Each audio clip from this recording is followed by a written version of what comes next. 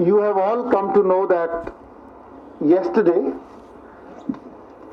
the government took a number of significant, historic and employee-friendly decisions in terms of SRO 202. Many of you have written about it, but we have also received a number of issues, discussions, queries, and so we decided we will give you a more detailed briefing about the decisions which had been taken.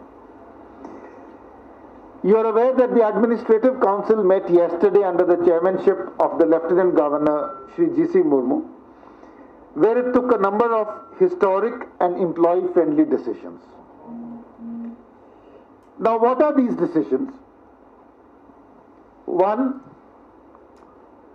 no future appointments in the Union Territory of J&K shall henceforth be made under SRO 202. There shall be no future appointments under SRO 202 in J&K. Number two, you would recall that we had spoken to you around 2 weeks ago, where we had mentioned that the government has started a special recruitment drive for the recruitment of people for 10,000 posts at various levels. We had also informed you that in order to make the recruitment process quick, transparent, fair, the government had decided to notify a new set of rules called the Jammu and Kashmir Appointment to Class 4th Special Recruitment Rules. These rules have already been notified.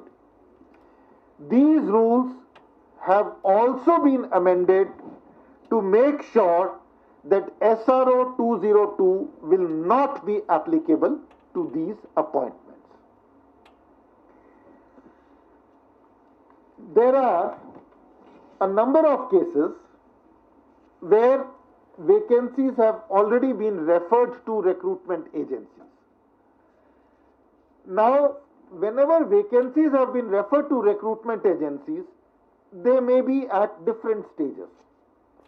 For example, the vacancy may have been referred, but no advertisement has been issued, or an advertisement has been issued, or a written test has been conducted but interview has not been conducted, or maybe an interview has also been conducted, or maybe the process is over but the result has not been declared. So there may be many stages. But the Administrative Council has decided that irrespective of the stage that it is, suitable instructions shall be issued to GAD, by GAD to the recruiting agencies, that all pending recruitments shall be brought out of the ambit of SRO 202. That means that they shall not be in the ambit of SRO 202. Now, this, what I have spoken so far, refers to potential recruitments, people who are yet to be recruited. And we have already told you that there shall be no future recruitments under SRO 202. But you are also aware that 10,000 or more employees who had been recruited under SRO 202 had also been making representations about their case. Their cases, their representations have also been taken note of.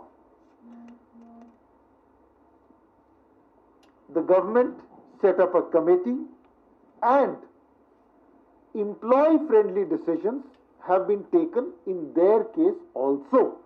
They have also been given a similar relief, which is that under SRO 202, they were supposed to undergo a 5-year period of probation, which has now been reduced to 2 years, which is the norm for all government employments.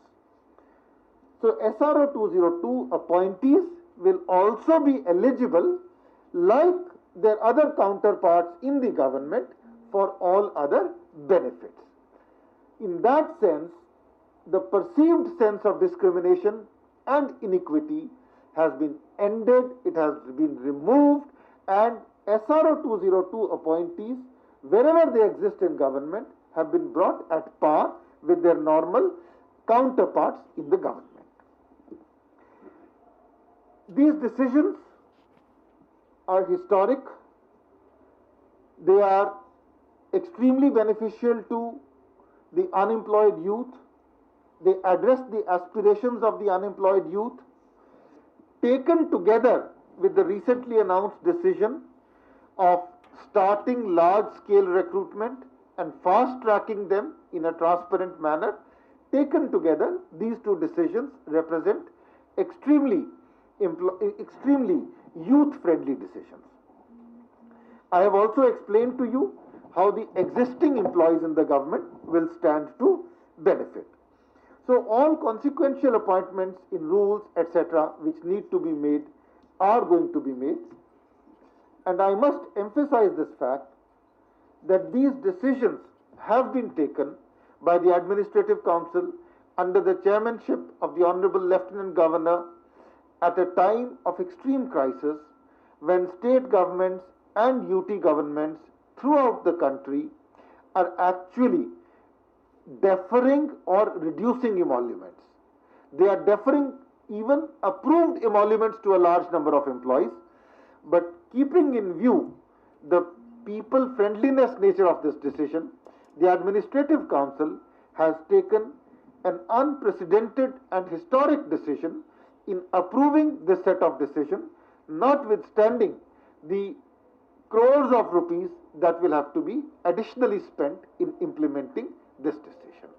This will address the aspirations of the employees. This will address the aspirations of a large number of unemployed youth, and I hope that this will also address the large number of representations, requests that were being made by people, including employees, from time to time.